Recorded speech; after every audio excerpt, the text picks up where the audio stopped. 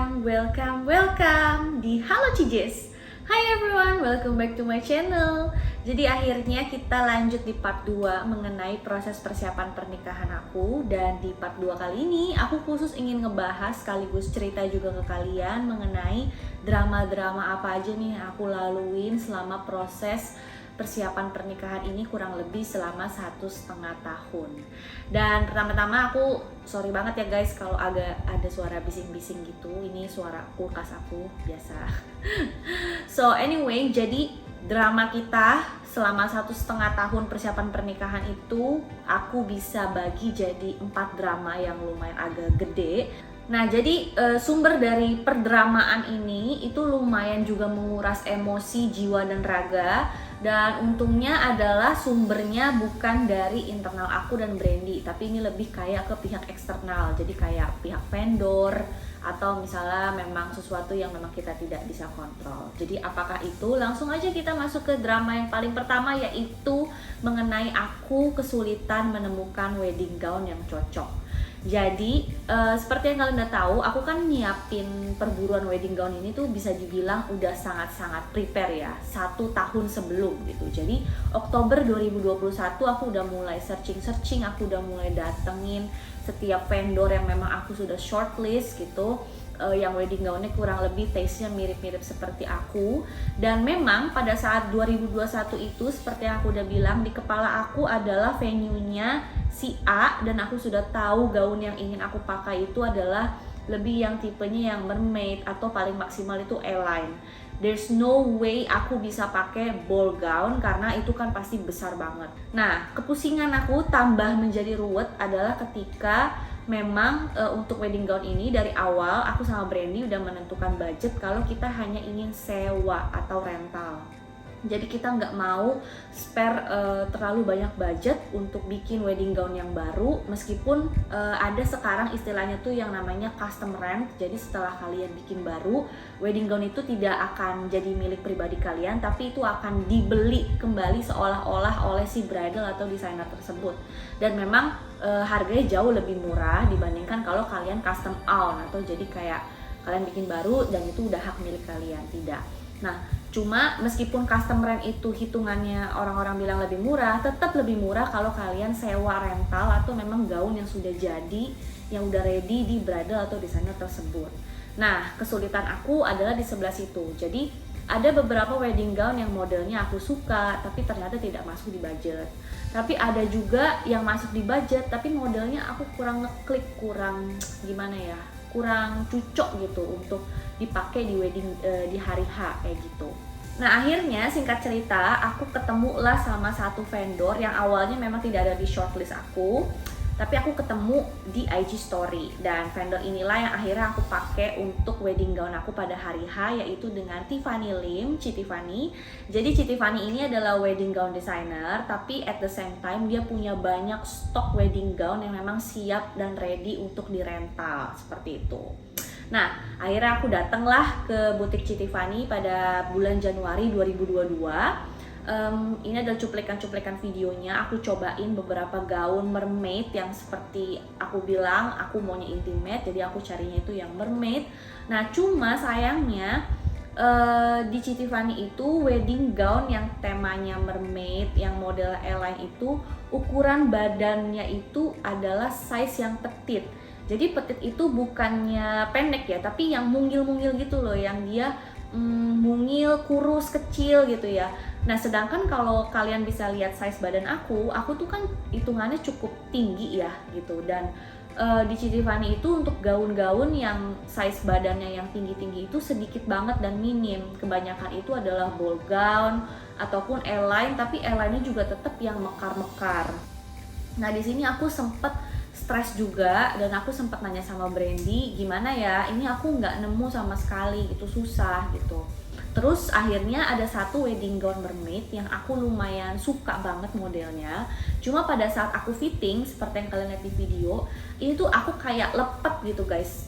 Gimana ya, kayak bahannya kayak stretch gitu, tapi di aku tuh kayak agak maksa gitu, jadi jelek jatuhnya di aku. Nah, cuma again karena aku cukup keras kepala, aku meyakinkan diri aku bahwa aku bisa diet gitu. aku bisa diet dan aku yakin it will be gonna looks good on me. Jadi tanpa banyak basa-basi, aku langsung kontak Brandy, aku bilang aku suka sama gaun ini, aku bisa diet, aku mau DP-in gaun ini. Oke, sampai sini kalian nangkep betapa egoisnya aku.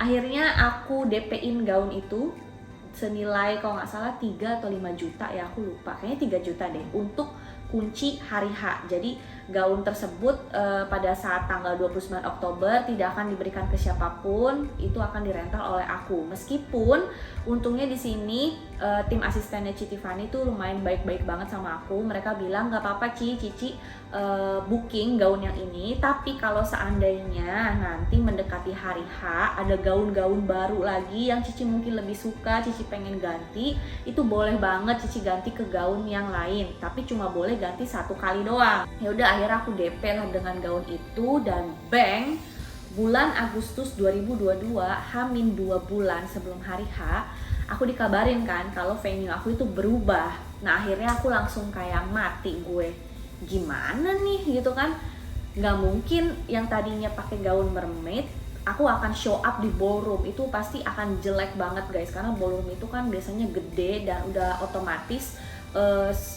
wedding organizer aku tuh menyarankan kalau bisa aku pakai A-line atau ball gown kayak gitu, nggak mungkin pakai mermaid gitu, karena kasihan akunya nanti kurang stand out lah kayak gitu guys. Dan aku juga udah cobain cari-cari atau cobain wedding gown yang bentuknya ball gown di Tiffany, cuma memang kurang srep gitu loh guys. Ada satu yang aku suka tapi terlalu simple, terlalu sleek gitu. Nah akhirnya entah gimana ya, ini juga suatu keajaiban ya guys, Hamin 1 bulan September itu menjelang akhir deh, September pertengahan menjelang akhir, aku buru-buru dikabarin sama asistennya Ci Tiffany. Dia bilang, Cici ini ada wedding gown baru, dia baru bikin, orangnya tinggi kayak Cici, tinggi kurus, ini muat banget sama Cici. Cici mau nggak? Kalau mau, ini aku bakalan keep, nggak akan aku kasih lihat ke orang-orang lain dulu. Dan tanpa babi bu guys, aku langsung bilang sama Mbak Ning, ini asistennya Ci Tiffany, aku sudah kayak Mbak Ning, aku langsung mau ketemuan.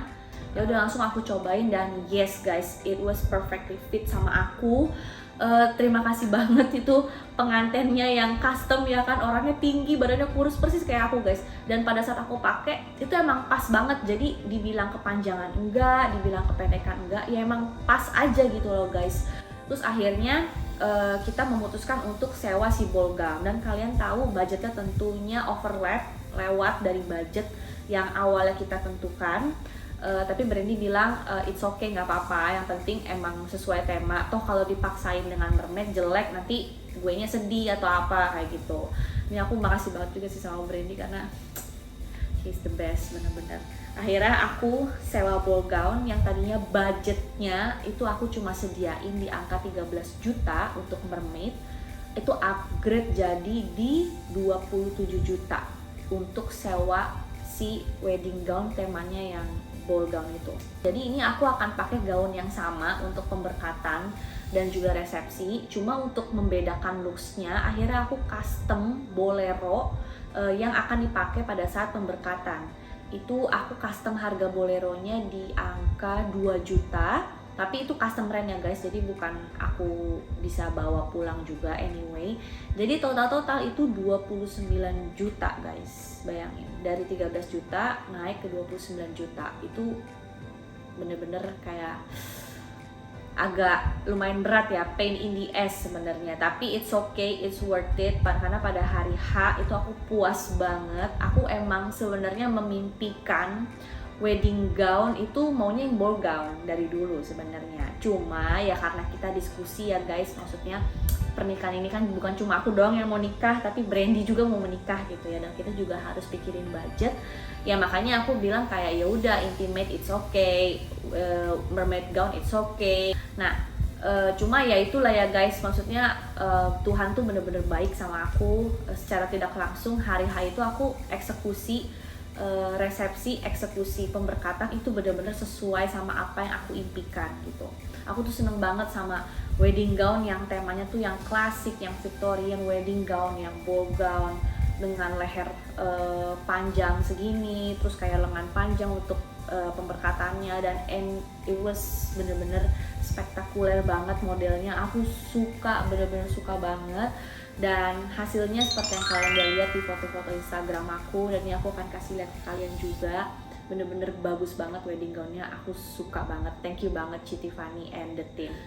Oke, lanjut di drama yang kedua. Drama yang kedua ini adalah mengenai venue. Seperti yang aku udah spill di part pertama, aku ngelihat venue ini tuh dari IG Ads kalau nggak salah, dan memang aku udah suka banget sama vibes-nya.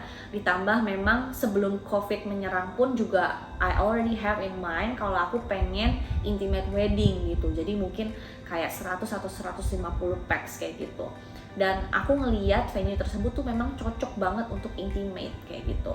Nah, singkat cerita, sebelum aku dikasih tahu venue itu berubah, itu beberapa minggu sebelumnya aku sempet kayak brainstorming technical meeting dengan wedding organizer aku, dengan case organizer. Jadi kita ketemuan nih dengan WO aku, kita ngobrol, nanti kira-kira kurang lebih hari H itu akan seperti apa aja yang harus aku udah siapin, checklist apa yang harus aku lengkapin, terus nanti hari H acaranya mau seperti apa dan segala macam gitu. Nah, itu aku udah bener-bener brainstorming. Cuma aku tuh sempat ngomong gini sama Cisanti, yaitu PIC wedding organizer aku. Aku bilang gini, Cici, aku akhir-akhir ini tuh kayak ngalamin yang namanya wedding jitters. Jadi kayak aku tuh suka mimpi kayak hari H acara aku ada kendala apalah, ada kurang apalah kayak gitu. Jadi aku tuh bener-bener ngerasa deg-degan banget guys gitu, tanpa disadarin, jadi sampai ke bawah mimpi kayak gitu. Terus akhirnya kata Cisanti, oh nggak apa-apa lah, makanya kamu jangan stres, nggak usah terlalu dipikirin, everything's gonna be okay, kata dia gitu. Kalaupun ada apa-apa kita pasti akan bantu, kata dia gitu. Yaudah dong, aku tenang. Nah, sempet lah aku nyeletuk lagi, aku bilang gini, Cisanti, Ko Erik, ini venue si ini beneran oke kan ya, maksudnya kayak selama ini nggak pernah ada problem kan, oke aja, maksudnya nggak akan ada ini dan itulah, istilahnya seperti itu. Entah kenapa aku tiba-tiba pengen nyeletuk kayak gitu aja gitu loh, pengen kayak make sure kalau this venue is okay gitu, karena memang aku lihat reviewnya juga venue ini memang sangat-sangat bagus dan recommended untuk intimate wedding. Makanan mereka tuh bener-bener enak banget. Hampir semua review di Bright Story-nya tuh bintang 5 semua.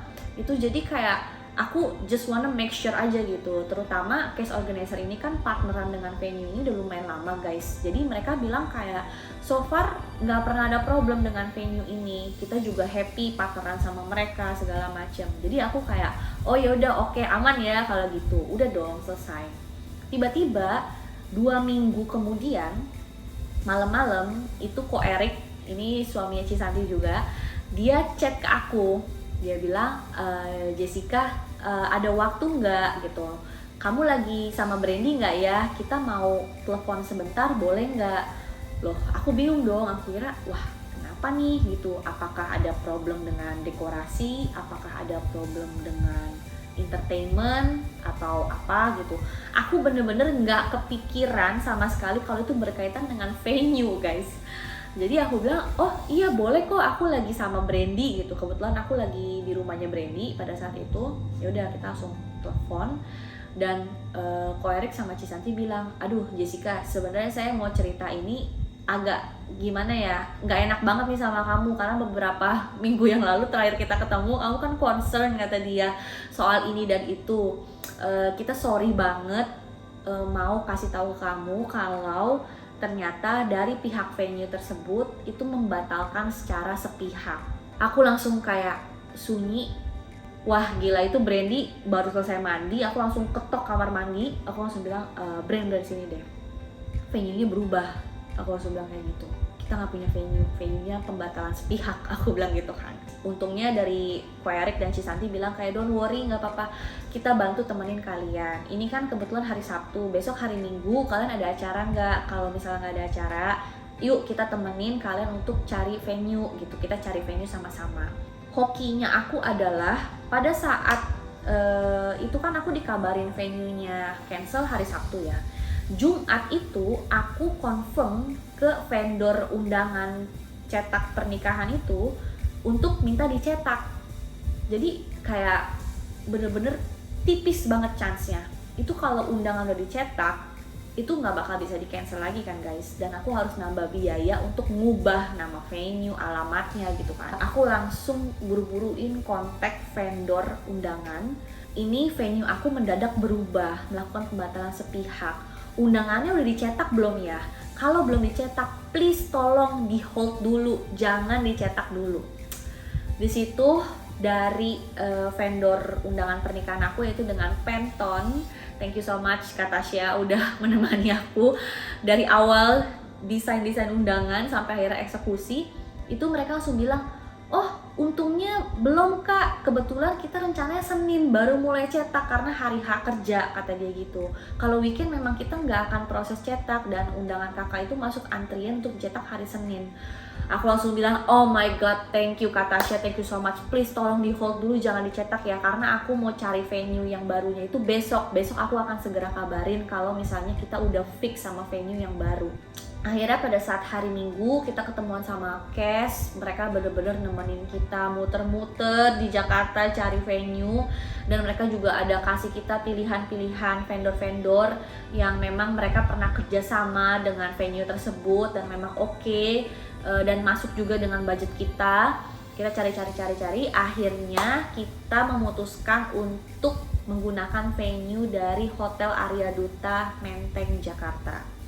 Jadi pada saat itu kita lihat vibes ballroomnya itu memang mirip-mirip seperti venue yang pertama itu, temanya kayu-kayu dan juga memang ruangannya nggak terlalu besar, pas lah pokoknya untuk 100 orang. Dan ditambah-tambah karena ini partneran eksklusif juga dengan Cash Wedding Organizer, jadi kita lumayan dapat beberapa kayak apa ya istilahnya, privilege tertentu lah, kayak kita bisa pakai ruangan untuk pemberkatan, kita juga dikasih bonus untuk nginep di kamar hotelnya mereka yang lumayan eksklusif gitu. Ya udah, akhirnya kita memutuskan untuk semuanya nginep, pemberkatan dan resepsi di satu tempat, yaitu di Hotel Arya Duta Menteng.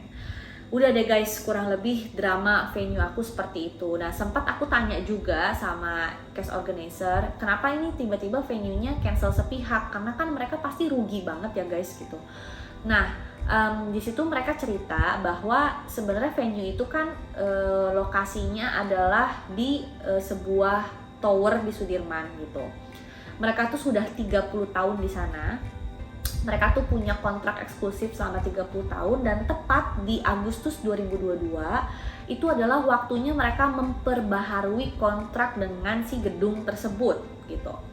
Nah, pada saat restoran tersebut atau venue tersebut ingin memperbaharui kontraknya untuk booking 30 tahun lagi gitu ya, dari pihak gedung itu menolak untuk memperpanjang kontrak dengan mereka. Nah, reason wise-nya nggak tahu kenapa. Jadi makanya suwe banget kan guys, bener-bener sial banget gitu ya, hamin 2 bulan gitu kan. Oke, kita lanjut di drama yang ketiga, yang ini aku bener-bener cannot explain words. Untuk pertama kalinya aku bener-bener marah sama orang. Yang perlu kalian tahu, aku adalah tipikal orang yang gak enakan. Karena ini berhubungan dengan pernikahan aku, which is one of my dream lah gitu, dan aku juga mungkin udah saking panik dan udah hektiknya, disitulah emosi aku meledak terhadap vendor ini. Vendor apa? Yaitu adalah vendor wedding souvenir.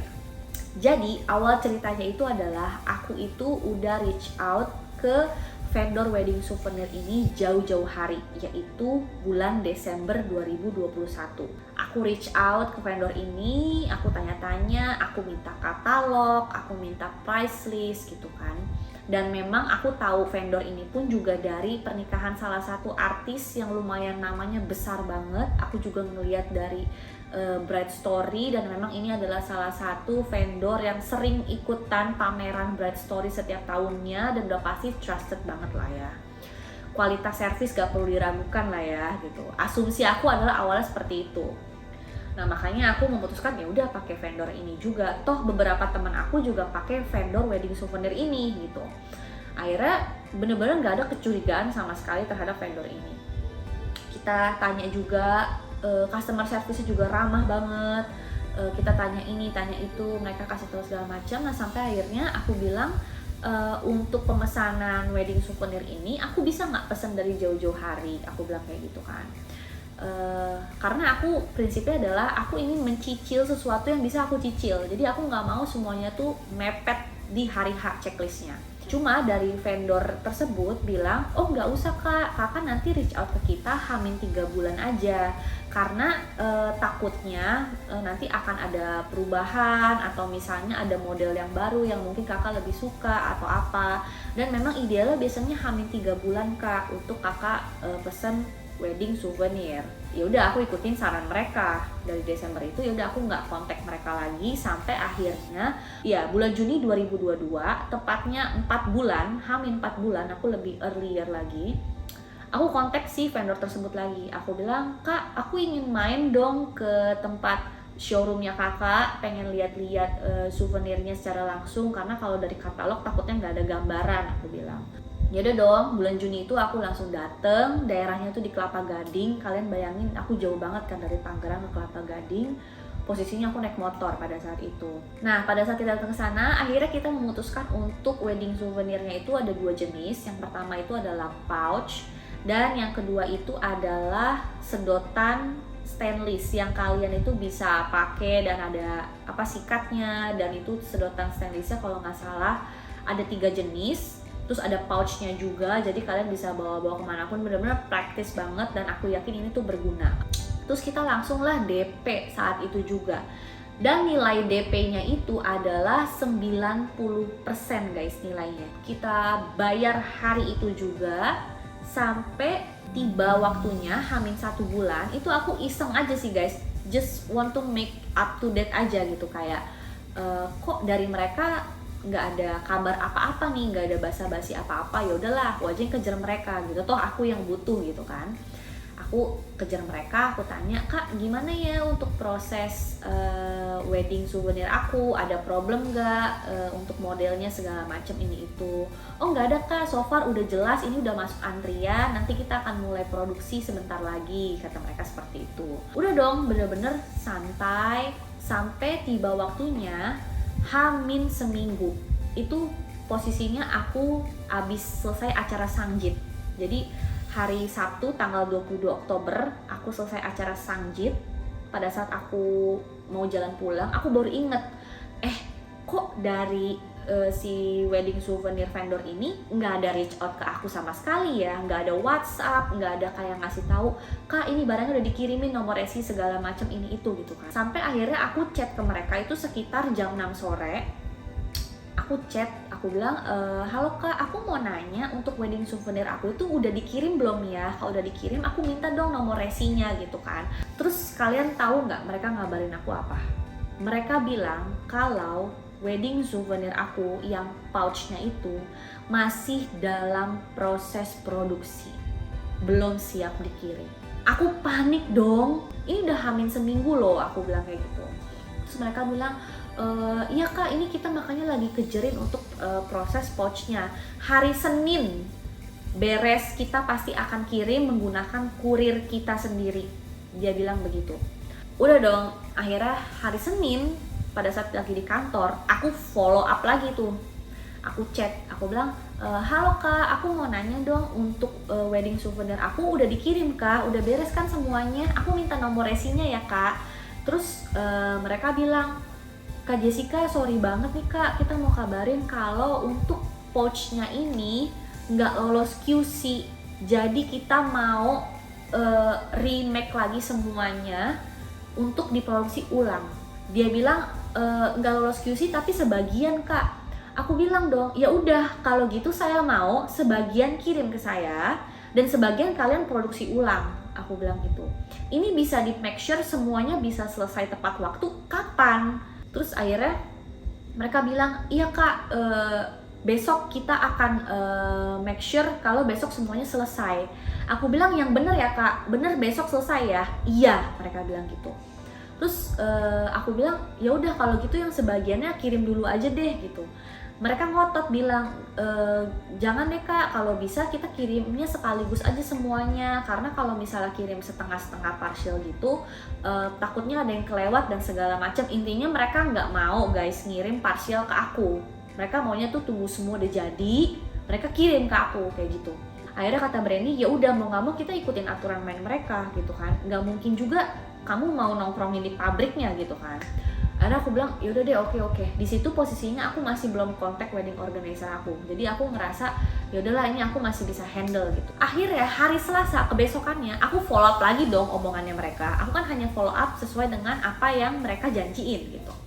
Aku follow up, aku tanya, mereka bilang masih belum jadi guys. Ya ampun Tuhanku, itu posisinya aku udah bener-bener mau marah tapi aku masih sabar. Mereka bilang iya kak, kita juga mohon maaf banget kak, bener-bener nggak enak sama kak Jessica segala macam. Akhirnya aku bilang ya udah, kalian pastiin, kalian bisa janjiin ke saya ini ready kapan.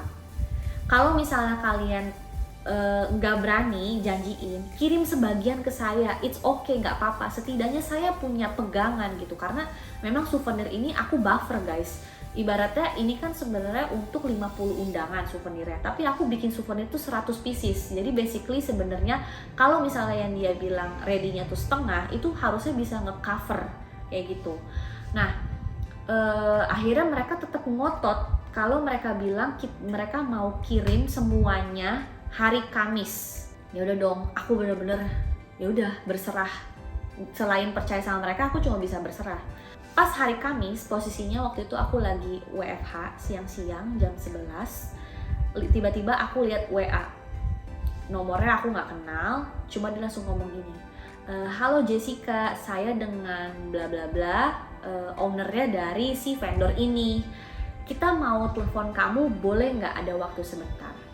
Aku udah ngeliat tulisan itu guys, aku udah tahu ini mereka pasti mau ngedelay pengiriman mereka, dan aku udah lagi panas. Aku langsung bilang bisa. Dia telepon, dia ngomong, halo Jessica, kita mau kabarin, sorry banget kalau souvenir kamu masih belum ready nih. Mereka baru mau ngejelasin, aku udah langsung cut mereka guys.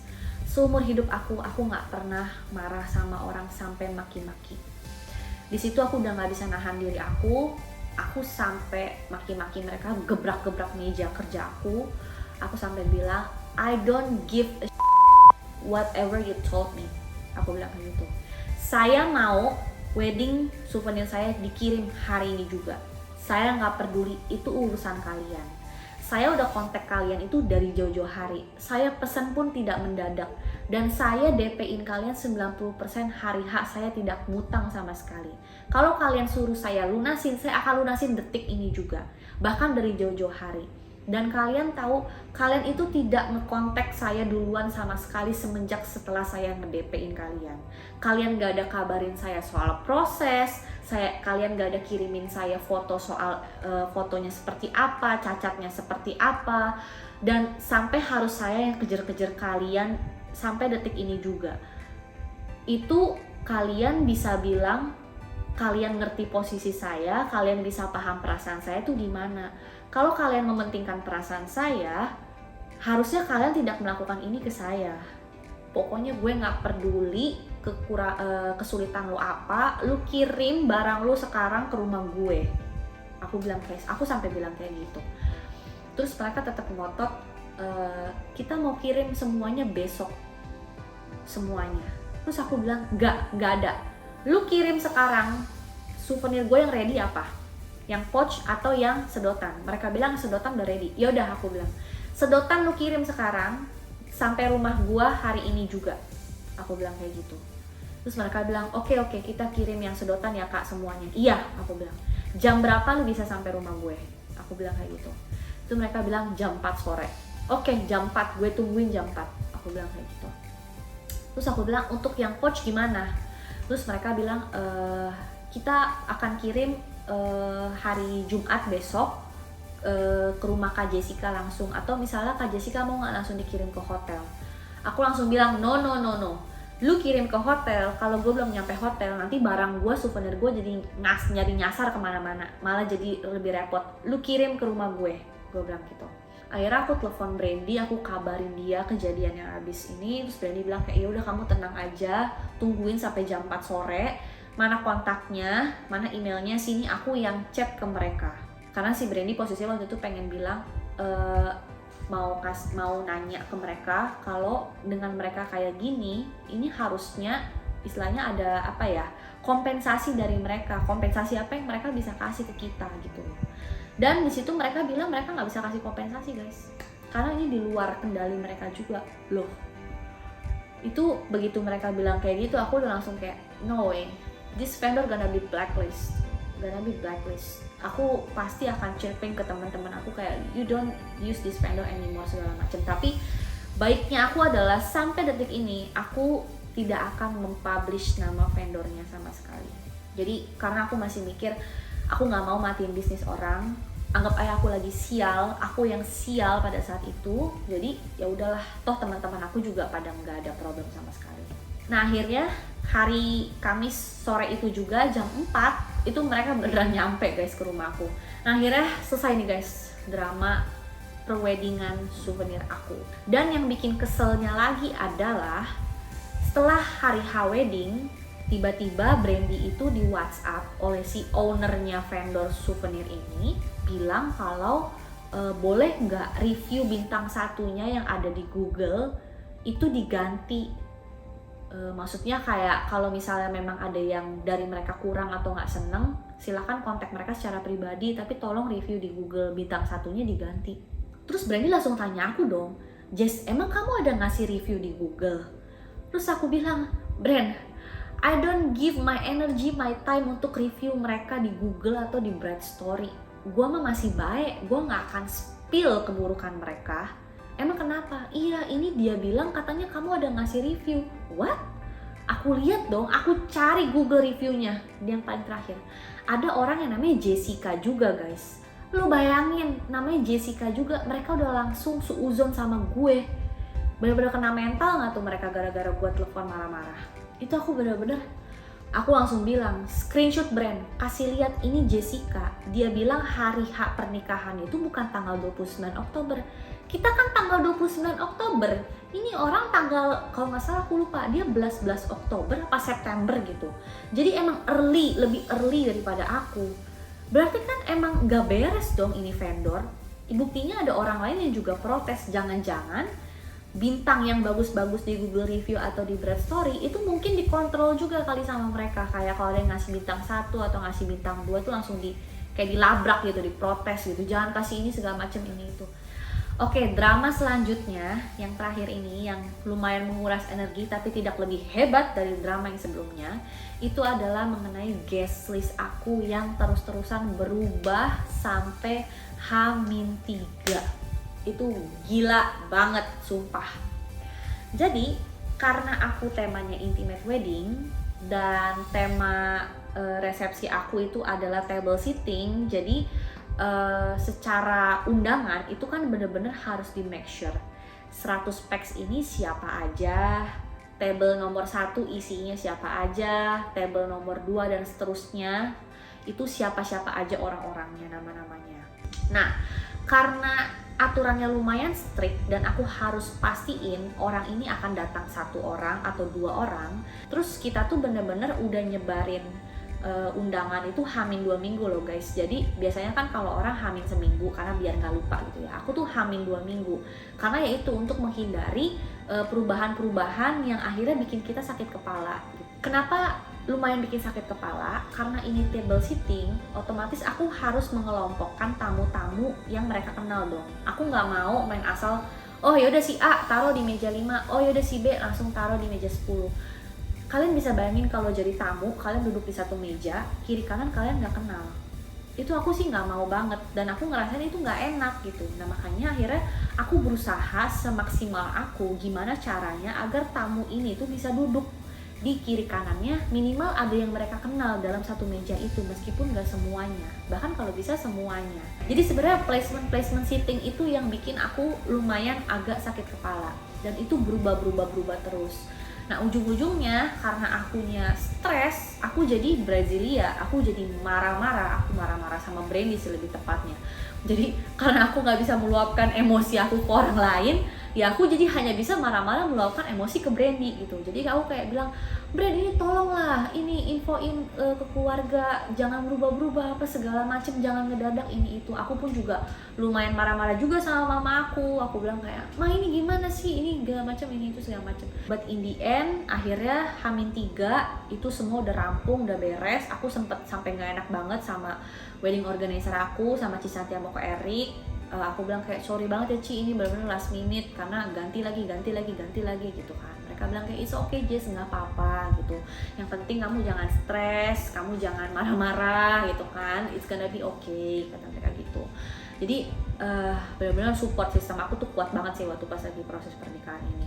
Nah akhirnya ya udah pada saat eksekusi hari H memang ada beberapa tamu dari teman aku yang cancel, nggak bisa datang. Itu ada yang kena COVID, terus juga ada yang sakit juga, ada yang nggak tahu lah tiba-tiba nggak datang aja gitu. Akhirnya kurang lebih makanan aku itu dari untuk 100 packs itu ada kelebihan 4 atau 6 set.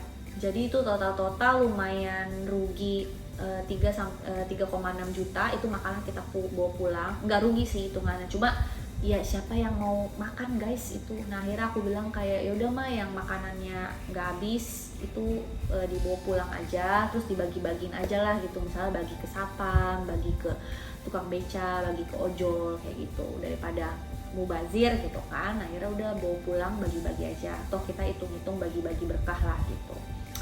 Itu sih guys kurang lebih. Jadi lumayan stres banget, dan ini juga mungkin bisa jadi pengalaman dan pelajaran buat kalian juga kalau misalnya kalian memikirkan untuk resepsi acaranya tuh table sitting, itu kurang lebih stresnya akan seperti itu karena kalian harus benar-benar nentuin siapa-siapa aja yang duduk di meja tersebut, dan posisinya tuh mau ditaruh di mana, di depan, di tengah, di belakang, apa segala macam ini itu gitu. Jadi stresnya adalah di sana kayak gitu.